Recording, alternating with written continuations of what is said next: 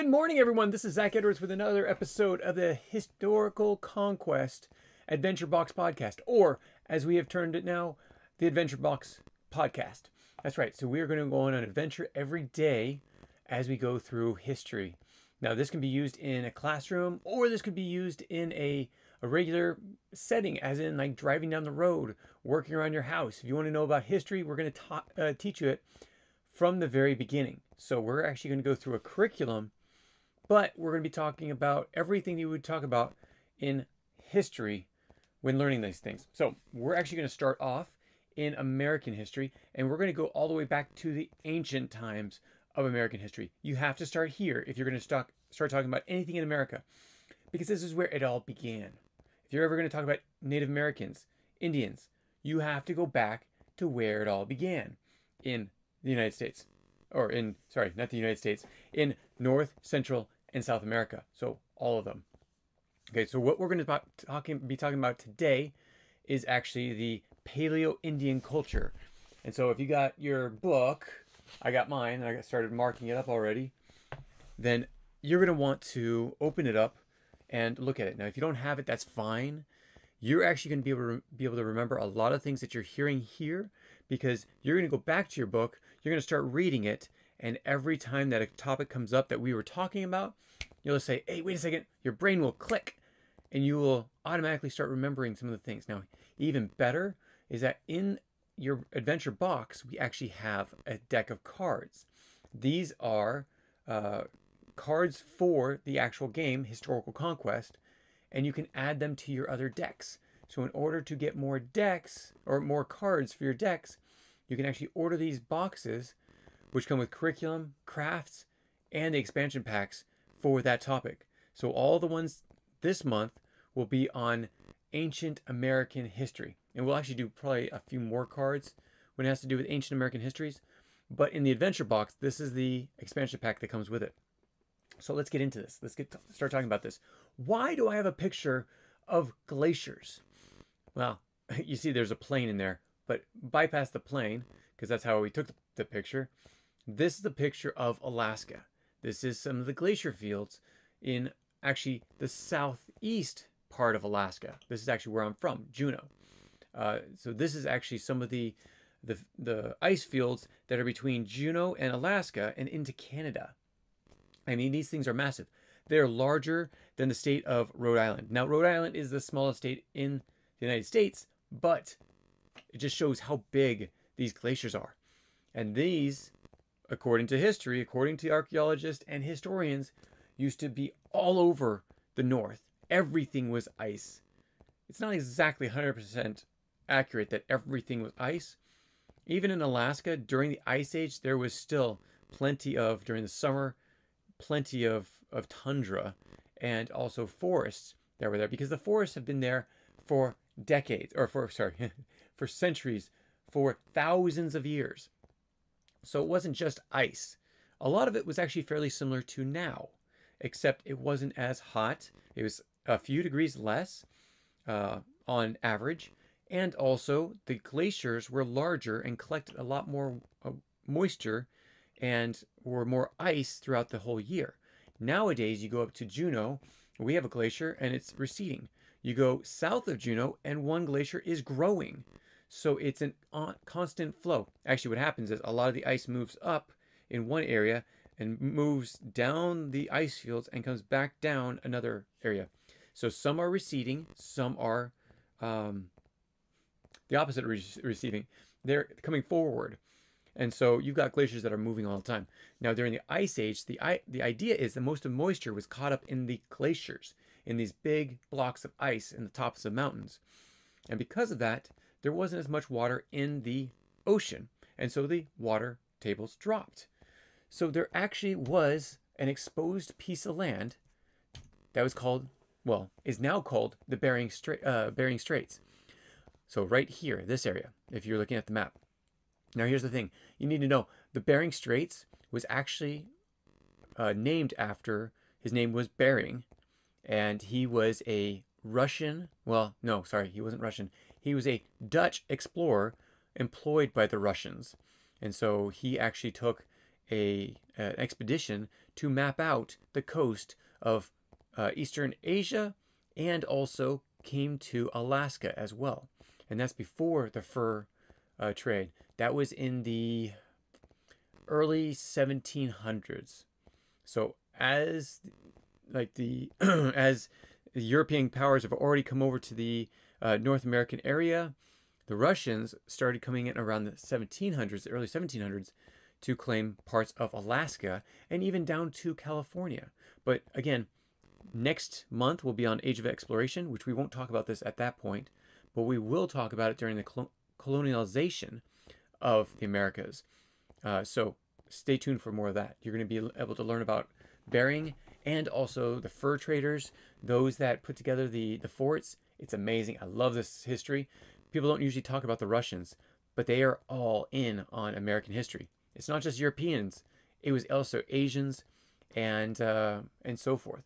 So this is, if you're looking at the picture, this is the Bering Straits. Now, if you actually take, and of course, land moves over thousands of periods of time.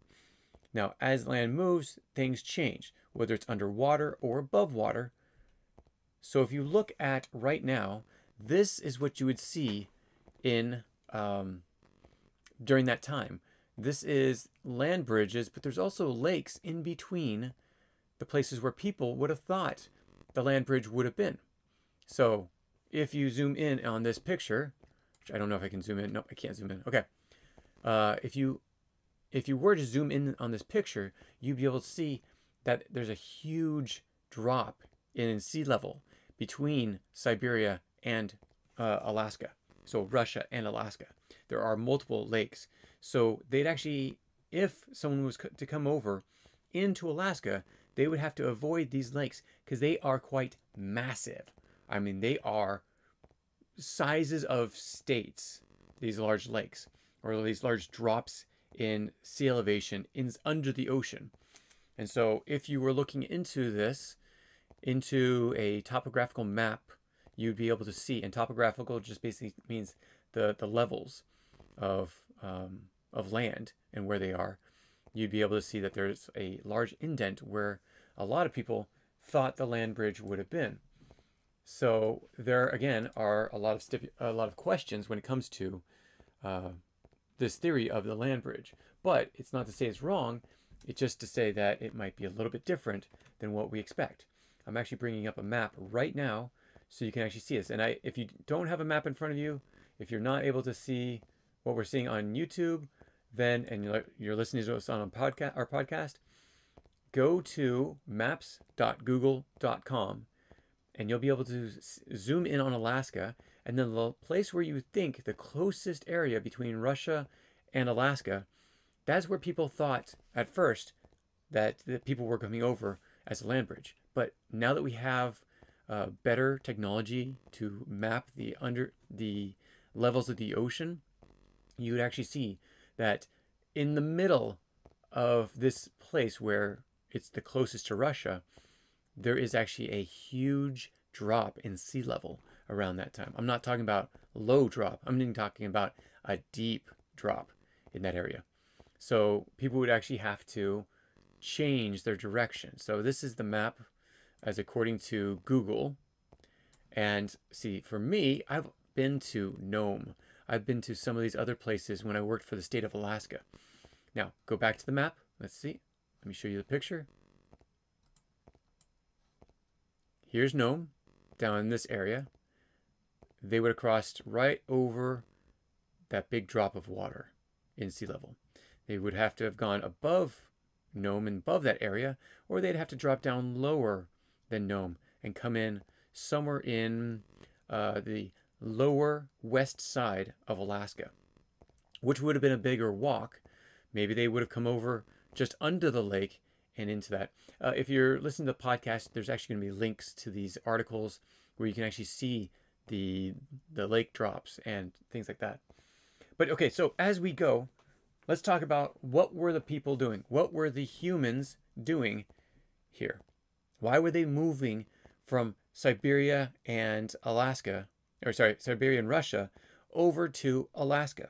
Now, if you go into your your curriculum, you'll actually see that there are a lot of different reasonings for this. And some of the reasons why it's so important to understand what's happening during this time. So one thing to know, if you go down to the global events, what's happening during this time, we'll talk about the last glacial maximum, which was around 19,000 to 11,500 years BC. Now, when you're looking at this, you're going to think, okay, so the Paleo-Indians supposedly came over around 1,500 to 10,000. Most likely, it would have been better not to go during the max amount of glacial movement and glacial capacity, but to go in the later part, about 10,000. But we don't control that. So they could have been moving over. And why did they do it? Well, just so you know, it was during that time, people were hunters and gatherers. If you're in the north where there's a lot of snow, a lot of ice, a lot of tundra, tundra is basically a place with very little habitation when it comes to plants. You might have bushes, but you won't have trees. Or if you do have a tree, it's a very rare tree in the middle of nowhere, which, if you can understand, Native Americans at that time, or Paleo-Indians, would have cut down that tree and used it because there's so many uses for wood, and they didn't exactly have that. So they were traveling across the Bering Straits in order to basically chase their prey. Now, what was their prey? What were they going after? They were going after multiple things, such as the woolly mammoth. So the woolly mammoth has been found in the United States. So there were descendants of elephants in the United States. Now, these are usually about 12 feet tall. A human is about 6 foot tall. So it's basically twice the height of a human. And so this is not bad. This is interesting to see. They weren't these massive, they weren't T-Rexes compared to humans. They were elephants compared to humans. That's right. They weren't that much larger than normal elephants. I'll actually show you a picture of this. Okay, so I'll come back to that. So you can actually see that there were woolly mammoths. There were mammoths that were dwarfs, that were smaller than humans, shorter than humans. Then there was other dwarfs that were just about the height of humans. Then you get a little bit bigger, and these were actually ones that were found in the United States.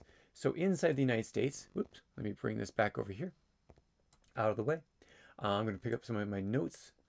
So what's interesting is that there was actually, I'm trying to find where I held my notes. Okay, there were actually mammoths over here. I'm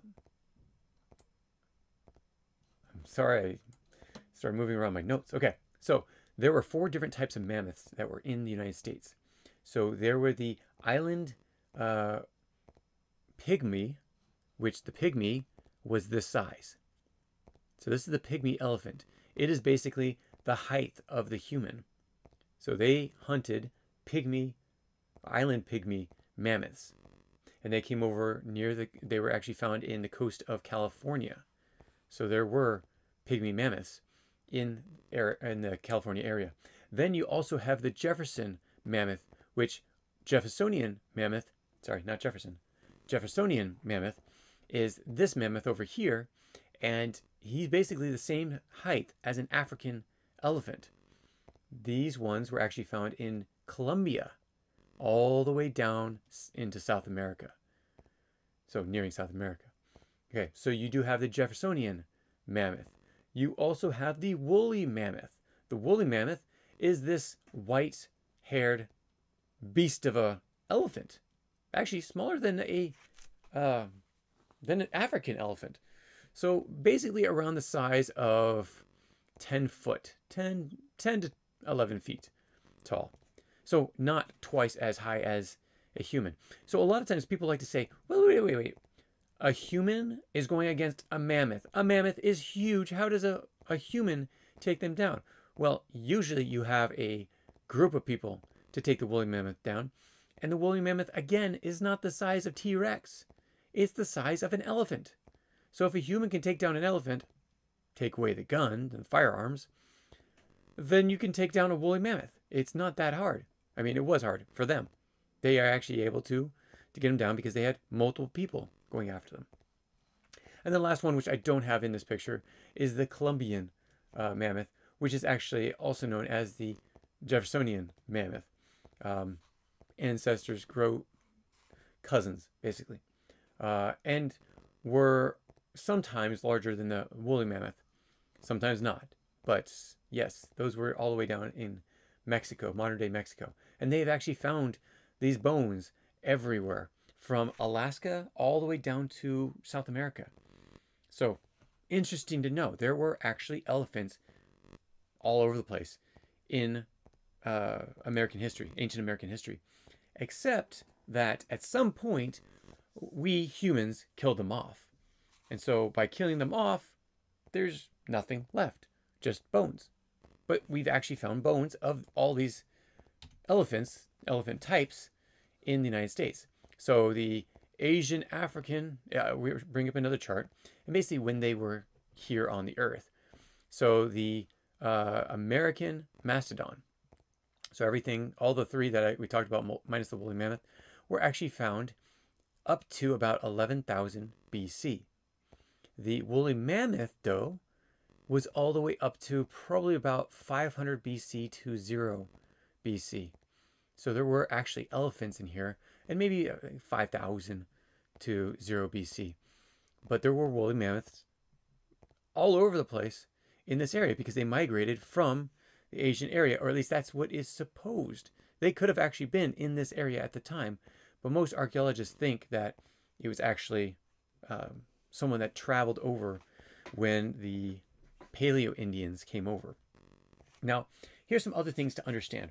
This is, if you go to the global events portion of your curriculum, you're actually going to see that this is not just the end of the glacial maximum. This is also the time when people were settling Australia. Around 50,000 years BC to 20,000 BC, they were actually utilizing boats and traveling from Asia and Africa to Australia. They were traveling long distances, even going down through Indonesia and going island to island to finding Australia. So they have archaeological findings of this. But how do you get there? There was no land bridge. At that point, there was no land bridge. It was all by boat. Well, that's interesting because people were taking long travels by ship, by boat. Actually, at that time, it was probably boats, because a ship is basically 100, depending on who you talk to. It's a boat that's 100 feet or more. It could be like 60 feet or more. These are what boats are, or these are what ships are. Boats are anything under 60 feet long. So why is it so important that settling of Australia and New Guinea? During this time, everyone was a hunter and gatherer. During around 10,000 BC, 20 to 10,000 BC, everyone hunted and gathered. The reason was because the food migrated seasonally, and so did the people. There wasn't many other people there. They didn't have to worry about warfare. They just traveled with where their food went. So they hunted and they gathered. They didn't farm. They didn't have these larger societal structures until, if you keep going in this, you're going to be able to see that around 10,000 BC, they actually started to do that. They got out of the old traditions, the Paleo age, and started going towards the Neolithic cultures. Neolithic is more where they actually created societies. They settled down. They created settlements. They set up villages. And though they might have traveled within a certain territorial area. This is because more humans are becoming populated around the world. And so they couldn't just hunt into someone else's land. They would create this territory where they knew the mammoths, or whoever they fed off, bison, mammoths, everyone. This is where they would actually set up their camps and would tour within their territories to gather, to farm, to hunt, and to stay as a tight-knit group of people. So this is the Neolithic era. And what's really cool about the Neolithic area is this is the first time that man really has settled into more complex societies. And this is like Asia. They actually started going into Japan, floating to Japan between 1400 and 300, 14,000 and 3,000 BC. This is when Japan started to evolve. A lot of the cultures in Europe started to settle down at this point. So this is great information, great to know about what was happening around the world at the same time that people were traveling from Asia into Alaska and then down. I'm going to show you a few more pictures of this. Oops, I guess I don't have it right now. I'll show you in the next one, because that's when we're going to start talking about the actual cultures themselves. So how they're actually structured and how they actually moved. Some other things to look into here is we actually go through the crossing of the land bridge, why they did it, how they did it. I mean, you have people that basically wrapped themselves in fur because it was so cold out. But these were people that were more used to the cold. So you actually do have hunters that would go without their furs because it's a lot easier to move when you're not covered and such. So interesting enough, people's bodies actually adapt to their environment that they're at. For instance, I used to be from Alaska. In 0-degree temperature, I was fine. In 0-degree temperature with humidity, I was fine because I was used to it. People would come down from Nome and visit Juneau. Now, the difference between Nome and Juneau, Fairbanks. Fairbanks can get down to like negative 40 degrees. You throw you throw hot water into the air, and it is ice falling down on you when it comes back to the ground. That's how cold it gets. It's a very dry and cold temperature. But you go down to Juneau, the guys in Fish and Game would travel down to Juneau and would want to go right back to Fairbanks. Why? Because it was very humid. We were right on the coast. While Fairbanks was in the middle of Alaska, Juneau was very humid. There was a lot of moisture in the air. So at 0 degrees, that cold air would penetrate your skin. It would go straight down to the bone. It would hurt at 0 degrees. Up in Fairbanks, because there's no humidity, they didn't feel it as easily.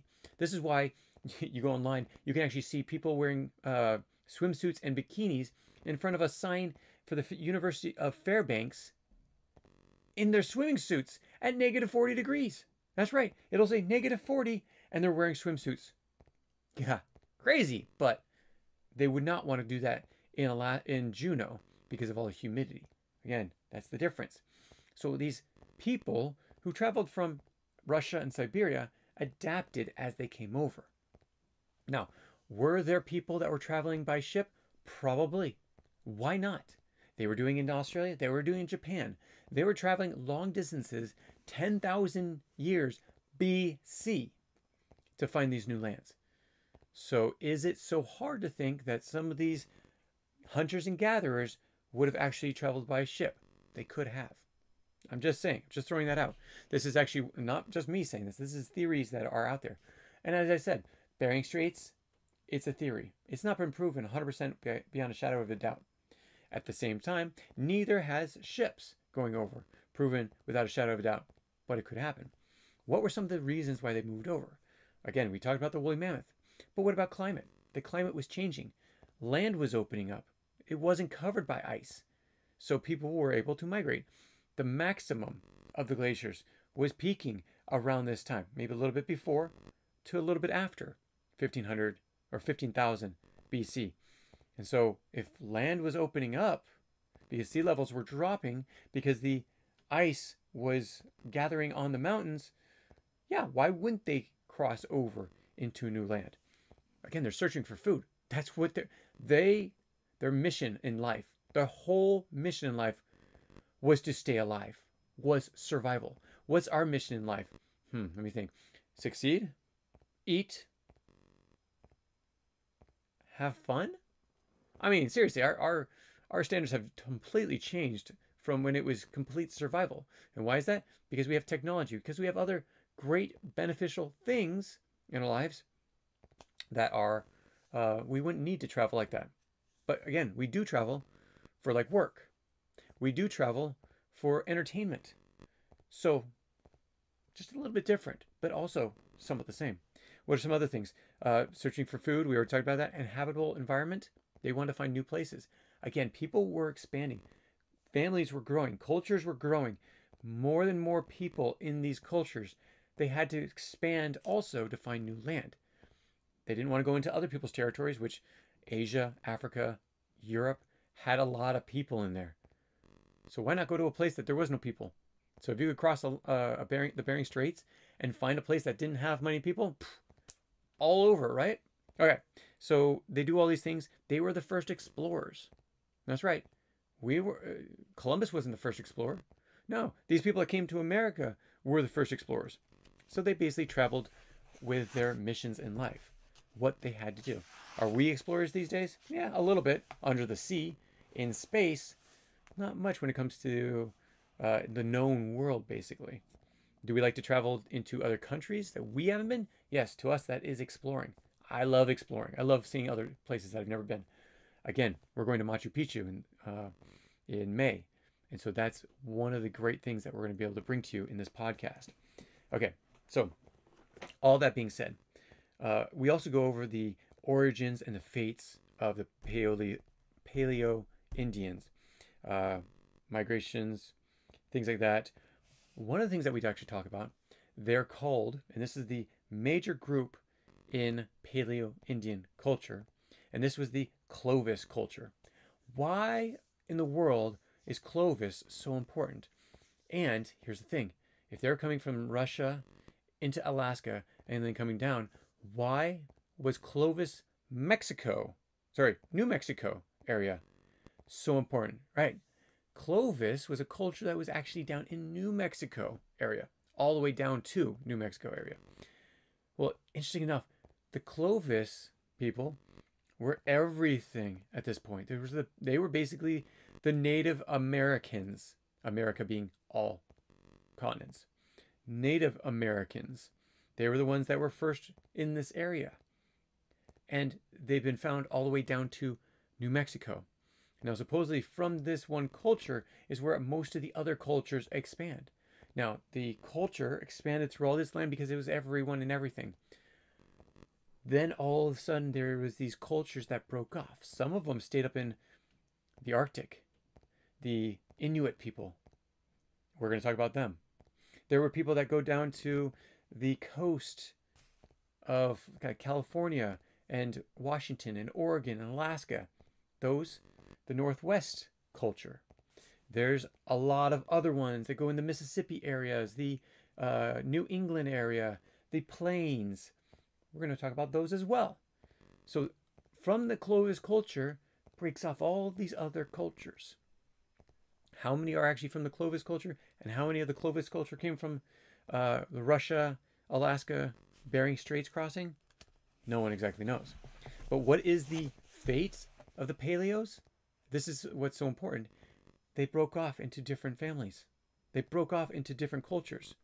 This ended that era when they all started becoming their own cultures. It was a transition to different cultures. So that's why it's so important to be able to learn about all these people in the United States and, in the Americas and where they came from. This is why it's essential to learn about this. So also in your book, there's a section, it's always going to be there, is key people during that time. There were no key individuals. There were key groups of people. So there was the tool makers, there were the hunters, there were the medicine people, there were the elders, there were the gatherers or foragers. There's all these different groups, but there's no record of these people. The only records that we have of them is by archaeological digs, finding bones, finding tools that were made by them, and carbon dating them back. So what we know of them is not complete, but we do know that there were hunters, there were tool makers. I mean, they might have been interchangeable. Who knows? We don't know. This is exactly what I was saying before. We are trying to find out as much as we can about this time because it helps us in learning about the future of this land. Okay, and as you know, as you can see, I'm going through the book. I'm actually using this as a guideline in this podcast. So stick with us. We're going to be talking about all these different things. I'm going to turn this actually back to, let's go here, to the Bering Straits. Okay, so there's other things in this book, including archaeological evidence. That's right. You can actually see some of the archaeological evidence that was found on the Clovis culture, on the migration patterns, on subsistence, social All these things. You're going to find all these things. There's also in every curriculum, there's life lessons. But this is one that I wanted to talk about. And this is one I've already hinted on before. One of the great things about these people, it wasn't that they could walk a long distance. It wasn't that they were very intelligent people. They actually probably weren't. They were probably early stage human. But here is what is amazing to these people, is to be able to understand their adaptability. They were able to adapt from Siberia. Have you ever seen Siberia? Think of it as this, Siberia. Siberia is a lot of snow, a lot of ice, everything. But as you go, it'll actually, you go across the Bering Straits into Alaska, which was about the same. But as you go down south, it becomes more of what it was today. Sorry, very different than Siberia. And these people had to adapt to that culture. Now, how long did it take them to adapt? As you know, the United States is not even 1,000 years old. We have created great things within the 500 years of the Americas being founded by Europe. So in those less than 500 years, we've done a lot. They had 10,000 years to adapt. So, yeah, I give them credit for adapting, but it did take them a lot longer than we were thinking. So adapting, though, is very important, because when you're in life, when you're in regular life, you're out having fun with friends. When you're growing up, if you move, you're going to change friends. You're going to have to adapt to having new friends. You're going to move to new environments. You're going to have to adapt to those environments. You're going to go to a new school. You'll have to adapt to that new school. If you go do anything that's new in life, you will find ways of adapting to that thing. Here's some great things. Okay, so what happens when you adapt? Well, actually, your brain actually gets bigger. Really? Your brain gets bigger. Yeah. Not exactly in the way of the mass of it, but new neural pathways are created. This is really cool. My wife is a counselor, and her main study is on the brain, and helping people with counseling and mental health issues, struggles they may have, those type of things. But she loves focusing on the brain. And one of the things that she taught me, and this is very important, is that we actually create the size of our brain.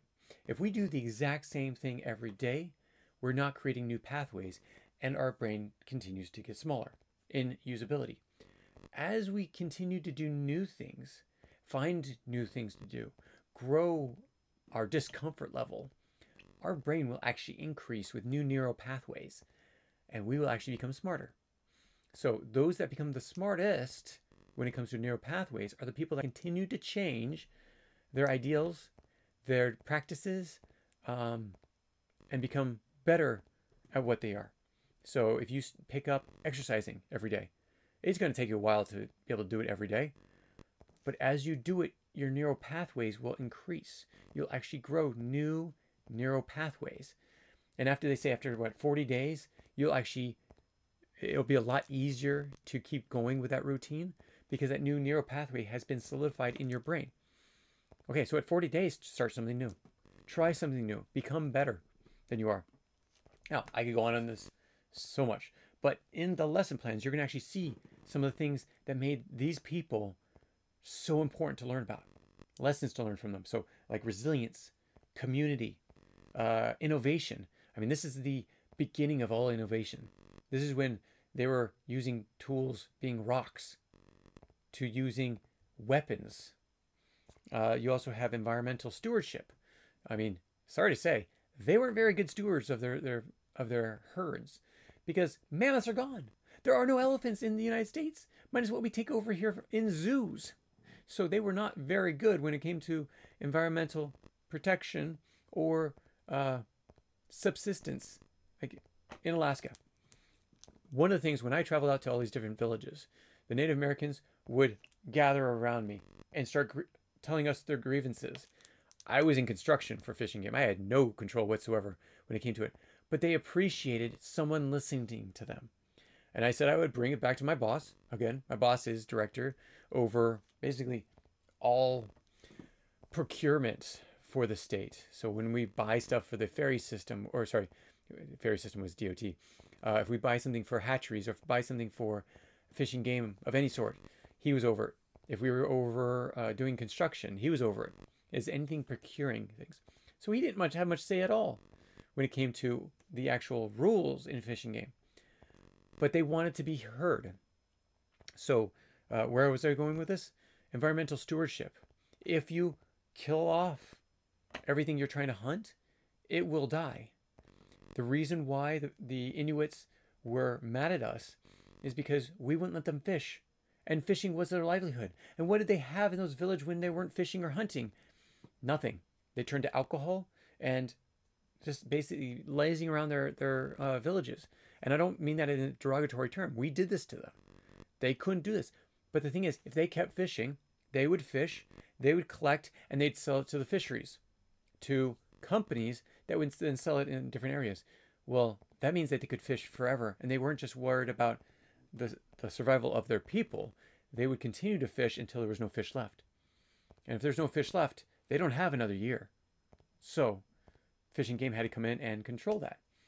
Is it right? Who knows? Is it wrong? Who knows? But the fish are still there. So, from my book, I think that's a positive thing. So this is why learning from those people are so important. Now, also in this book, you're going to learn some vocabulary words. And there's reasons to learning vocabulary words is because it's essential when it comes to, one, creating those neural pathways, but two, to also be able to talk about what you're teaching.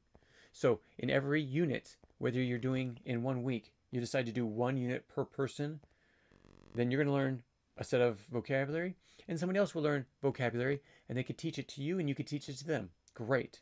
So in this unit, the Paleo-Indian, you're going to want to know about the Bering Land Bridge. Okay, we talked about that. Hunters and gatherers, we talked about that as well. The Clovis Culture, hey, look at that. We talked about that. Clovis points. Okay, Clovis points is the stone projectile points.